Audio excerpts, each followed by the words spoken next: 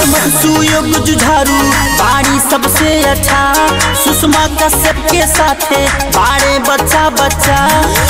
सुयोग जुझारू बाड़ी सबसे अच्छा, सुषमा कश्यप के साथे बाड़े बच्चा बच्चा। रुख देखे विरोधी हक्का बक्का बाटे, रुख देखे विरोधी हक्का बक्का बाटे। प्रत्याशी लोग के भले कितनो धक्का बाटे, प्रत्याशी लोग के भले कितनो धक्का बाटे। सुषमा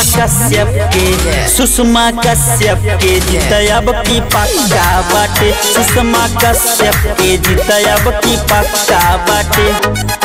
आगे बढ़ाई विजयी बनाई निमन बाइन कर विचारवान है।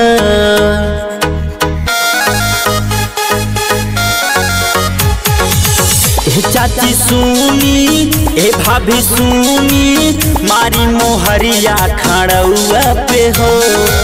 सब फंड जनता में जाई नु हो, टाइम से वृद्धा पेंशन लाई ना हो।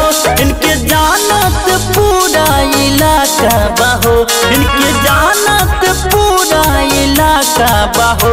प्रत्याशी लोग के भले कितनो धक्का बाटे, प्रत्याशी लोग के भले कितनो धक्का बाटे। दुर्गेश निषाद जी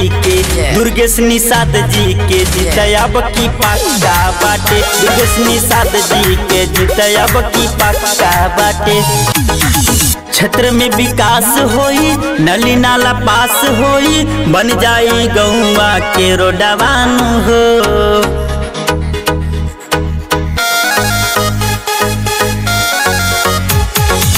ए भैया सुनी ए चाचा सुनी कहे मनोज साक से नवान हो। नेता न हवे ये बेटा हमें, जनता के यहाँ चाहेता हमें। सारा लोगवा के यहाँ समझावे के बा, सारा लोगवा के यहाँ समझावे के बा। प्रत्याशी लोग के भले कितनो धक्का बाटे, प्रत्याशी लोग के भले कितनो धक्का बाटे। सुषमा कश्यप के जीतब की पक्का बाटे, सुषमा कश्यप के जीतब की पक्का बाटे।